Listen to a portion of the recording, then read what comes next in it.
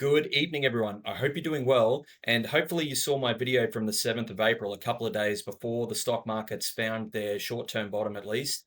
And I talked about the importance of key previous price levels and then what I called in a later video magnet levels. That's a little term that I like to use. I haven't heard anyone else use it, so maybe I came up with it. I'm sure someone else has thought of it before me, though.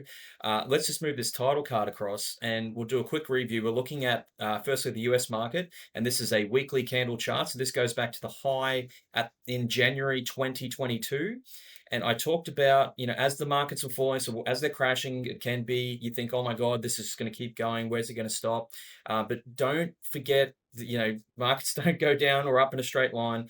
You're going to get bounces along the way. And also, these key previous levels matter. And have a look at that. That's the high from January 2022. And if we draw a straight line across, have a look at where the US market found a bottom. There's the high, and look at where it's found a bottom there. If we zoom in, keep in mind this is a weekly chart, and if we zoom in, I'm going to go to 8-hour charts for this video.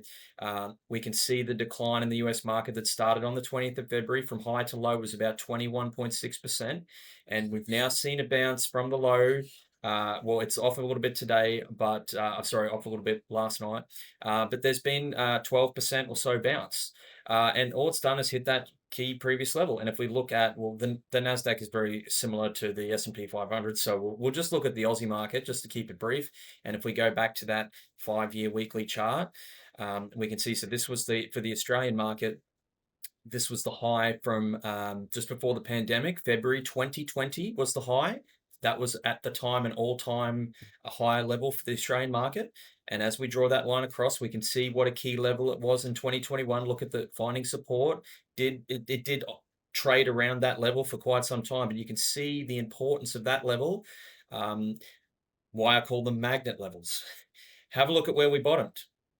Look at that. You might not be able to see that candle wick on your screen if you're watching in lower quality, but you can see the Aussie market during the week there hitting that same level that was an all-time previous high. And if we go to the 8-hourly chart, we'll see it a bit more clear. There we go. There's that level there, and we've had a bounce from the low on April 7th. The Aussie market has also had about an 11 or 12% bounce.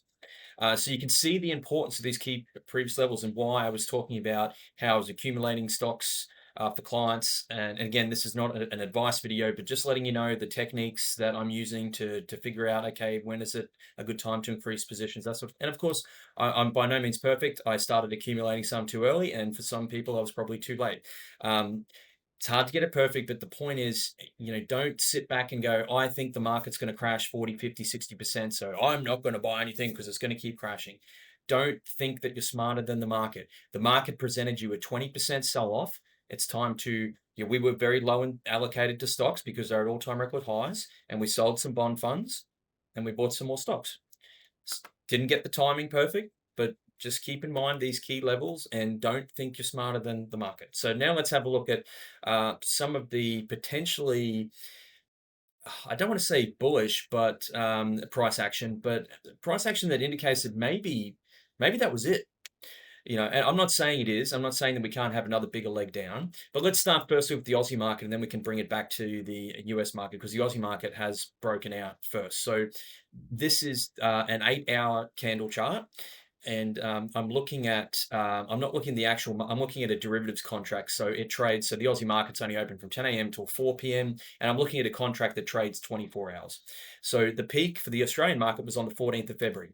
So what I'm going to show is this broadening falling wedge pattern. So you can see that was the downtrend, right? Notice how it was pretty orderly from about the 14th of February till for about a month.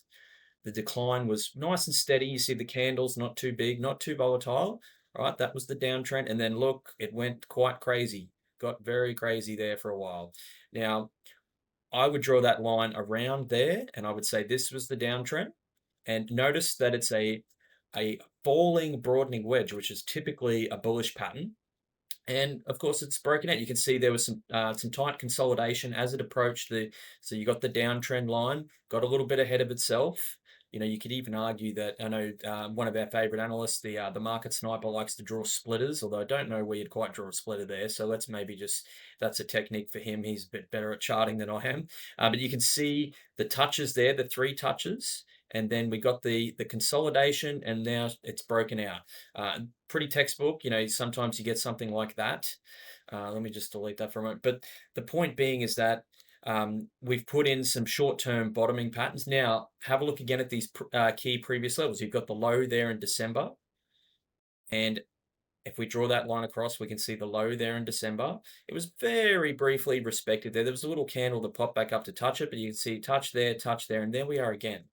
So for a short-term trader, the Aussie market has probably hit a sell level. And if you were, I guess if you were brave enough to buy into the Aussie market at the low, it's probably time to be taking a little bit off the table. I don't know how confident I am in that wedge draw there, but you might say that one candle's a little bit out of sorts and that maybe that's a trend. But the point being is that we've hit a short-term level.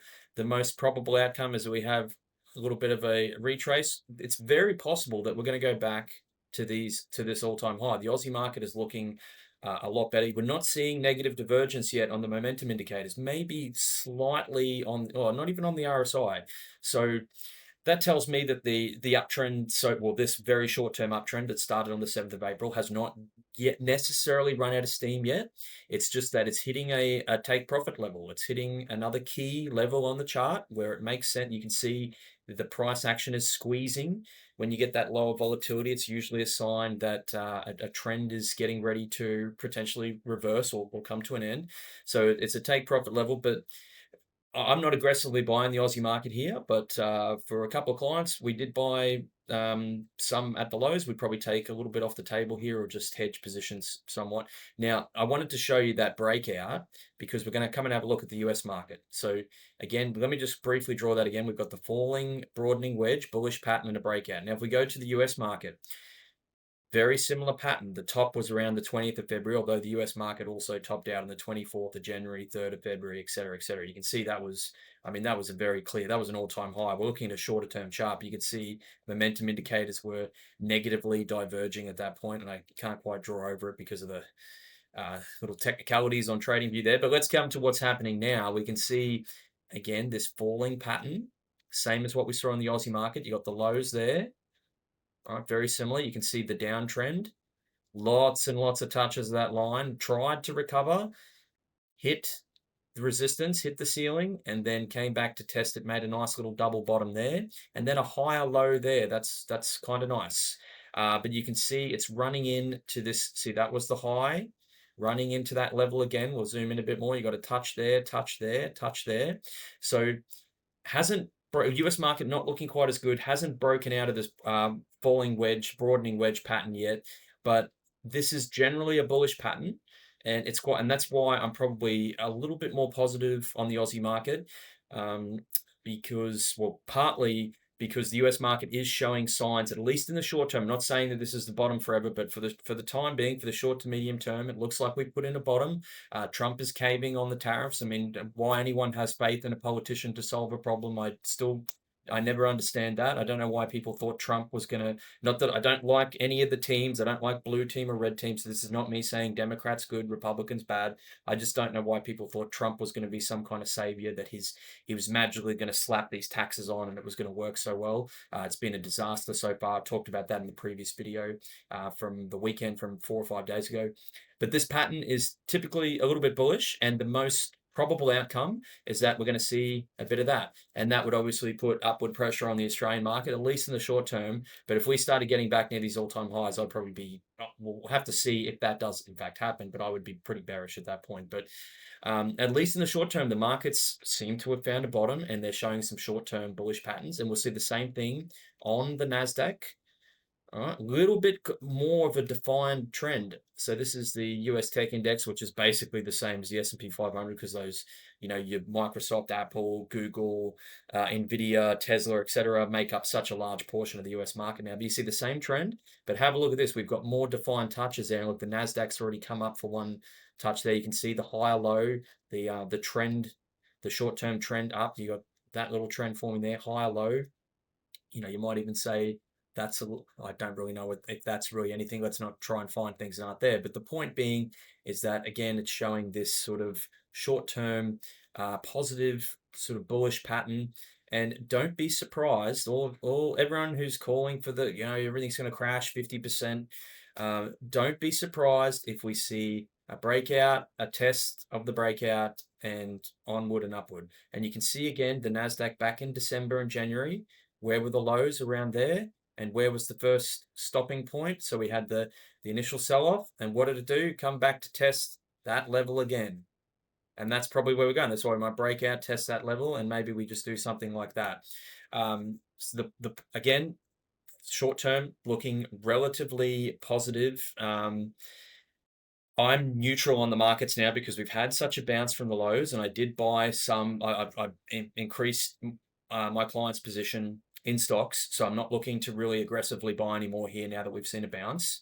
But I also wouldn't be calling for a mass sell-off yet. If you're not already in, well, again, I can't give advice in this video. We're already in, so I'm neutral at the moment, and we've increased our position from where. So when markets are up here at all-time highs, we had a very low weighting to stocks.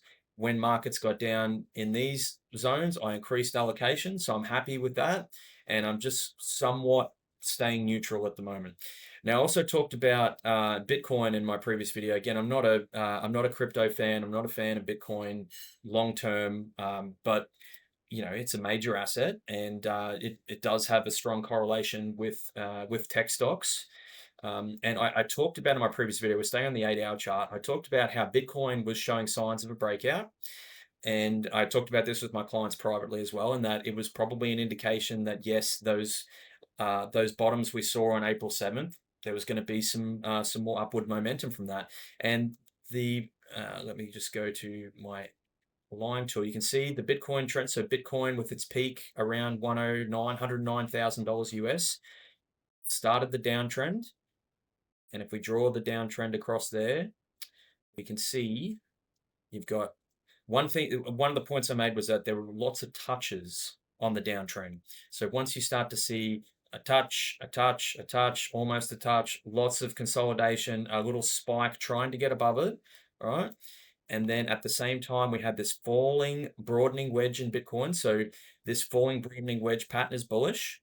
And you can see positive divergence on the momentum indicators started at the $78,000 low, or around there, had another, not a major low, just another marginal lower low, and another one there. And the whole time, positive divergence, falling wedge pattern is bullish. And then we got the breakout. Look at that nice little consolidation. And once it had consolidated and decided that it had broken out, we got the pop. And Bitcoin actually went up from this April 7th low to where it is now, up 23%, and up at one point as high as maybe 26.5%. Again, Bitcoin is more volatile than stocks, so it had a bounce probably 2 to 2.5 times more than stocks. That's pretty normal. It normally trades with the 2 to 3 times leverage to stocks. So that's good, but let's go back again. Let's remember we're looking at our previous key levels, and we can see, and let me just clear that screen. So we've seen that now in Bitcoin. You can see around this sort of $92,000 level, look at how much activity there is there. Now, so you can see lots of touches there. You might not be able to see those little candle wicks there, but I can assure you right there's a candle wick. There's another one. Maybe I can zoom in on that area so you can see it a bit better. You can see the candle wicks. Let me zoom back. And I know it's a little bit hard to see on the YouTube video sometimes, but you can see at that 92 level, look at how significant this level is. Very significant price level, and here we are again. Now, it is trying to trade above it. So don't be surprised if we can draw a line around the 90, or 100,000 is probably a key level just because of the price level. If we draw a line across 100,000 and we take it to where it is now, you can see again, look at all the activity around this. There was a brief spike and then it failed, and then it got above and it bounced and it bounced there. Then when it broke below, look at the consolidation there below the $100,000 level. And then once it realized for a week or two that it couldn't get back above 100,000, what happened? The spill, the trend changed, and then it recovered to that level, and then the spill. So you can see it's quite possible from here, especially if stocks are going to continue on, that Bitcoin could get back to 100,000. I would most likely we'll have to wait and see on the charts. I'll try and be data driven and not use my bias too much, but I would expect my most probable scenarios, if it gets back there, we're going to see another sell-off, probably back to, you can see these levels now, there's a lot of consolidation there around 85, and then it would probably go like that, and depending on what stocks are doing. I mean, I don't have a positive view of Bitcoin, and I said I wasn't going to use my bias, but um, I'd be a little bit cautious here. There's no magic money coming to save us, not silver, not Bitcoin, not any politician like Trump. No one is coming to save you. Let's just look at data and manage risk and do things appropriately. And looking briefly at the US dollar, and we'll just look at what's happened recently. We won't go back, and I've talked about the US dollar quite a bit in previous videos and showing, the trends of when we bought and when we. So that was the previous low back in September 2024, around the 100 level on the US dollar index, pretty key level. And I guess I will just briefly show that, it was in sort of this falling trend line pattern, and we saw positive divergence on the momentum indicators again. And then the US dollar there was so many reasons why it was a sell. You got a head and shoulders pattern there with the neckline around 105. You had negative divergence. So many reasons to sell. You could even argue that it was in somewhat of a wedge pattern, maybe not quite there. That's probably stretching it a bit, but it's sort of that kind of channel when you got a head and shoulders going on, negative divergence on the momentum indicators, pretty bearish. And obviously we've got the sell-off, but now have a look at this. So it didn't hold this level. US dollar broke below, and you can see it's coming back to test. So this looks like a classic, when you come back to test the breakdown and then you go for the next spill. Now, I don't know if that's going to happen. I would be cautious on calling for the US dollar to collapse in the short term. And if we go back to a 5-year chart and I zoom back to 2019, you can see around the 97-ish level, lots of activity down here. So don't call the death of the US dollar just yet. Just be a bit wary. It's had a nice sell-off now. Now, it might not seem like a lot in percentage terms, but for the US dollar to go down 11% on the dollar index in, the space of, 3 or 4 months, that's a significant sell-off. So just be cautious that we could see at least a short-term bounce in the US dollar. So interesting times again in markets. I won't talk about gold in this video. Well, I will just briefly touch on gold. Gold obviously had a massive run, and as stocks have, now that we've seen a little bit of recovery in stocks, gold over the space of 2 days, after making an all-time high at 3,500, actually sold off about 7%. Now, I don't want to see gold sell off because all my clients have at least a 10% allocation to precious metals concentrated in physical gold, maybe a little bit of silver, a tiny bit of platinum and palladium. So I don't want to see gold go down. But what I would say that I'm happy about is that the gold is, for a while there where things were in a panic and just about everything was going down. US dollar was going down, US bonds were going down, other metals and commodities like oil, and copper were crashing, stocks were crashing, and gold was the only thing going up. So that was very encouraging to see gold perform so strongly in that environment. And this is going to sound a little unusual, but it's also encouraging to see gold as things return to normal and stocks start to bounce and the risk is gone, we can buy stocks again, Bitcoin's going up, risk back on, and things like the price of copper going back up as well. Let's have a brief look at copper. You can see a massive, I haven't looked at that yet today. You can see a massive bounce in copper, 20% bounce from the low. And then for the last couple of days, we saw gold finally take a breather and sell off. So it's kind of good to see gold acting as like a safe haven again when the US dollar and US bonds did not act as a safe haven, which they traditionally have, like through 2008, like through 2020. So to see gold going down as the risk comes back on and people buy up stock, that's good. That's a sign that gold is not correlated, or currently not correlated with the stock market. It's definitely not correlated with Bitcoin. It's breaking away from other metals. It's like gold is special, and in a way, gold is lots of central bank buying. It's acting like a safe haven. So that's good. It's still way, way up. And thankfully we had some gold. It is recovering a little bit tonight as I make this video. But again, key previous levels, looking at daily chart. Maybe we go to an 8-hour chart on the gold. And we'll just have a brief look at some of the previous levels. And you can see that was on the 11th of April, that was an all-time high. Look at that. It's just taking the steps up, right? It consolidate, sorry, wrong tool. Consolidation. And then when it breaks out, what does it do? It comes back to test. It's probably going to keep doing that. And you can see that from on 3rd of April was the previous all-time high. What did it do? Once it broke out, come back to touch. Again, previous levels. Look at that. It's almost like looking at a oddly shaped staircase along the side. You can see that was a in February. That was the all-time high, the 3,000 level, where I mistakenly thought we were going to top out.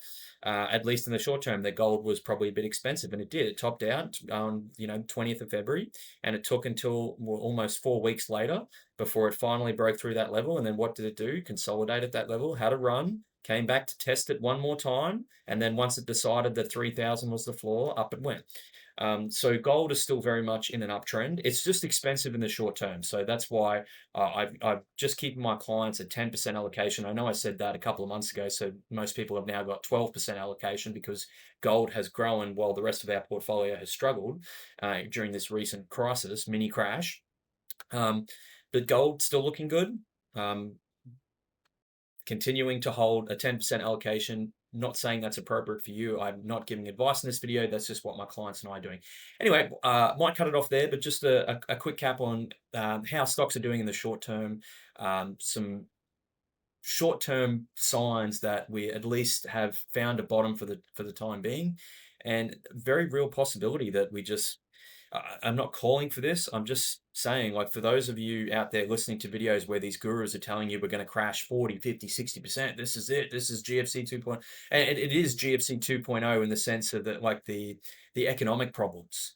But that doesn't mean the stock market is going to crash 60% like it did in 2008. Central banks, we've seen what they do. They prop everything up.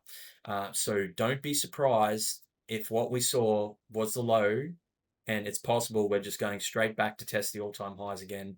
At least in the short term, stocks look like they found a bottom. Hope you found this interesting, and reach out if you have any questions, and I'll be back soon with another video. Cheers.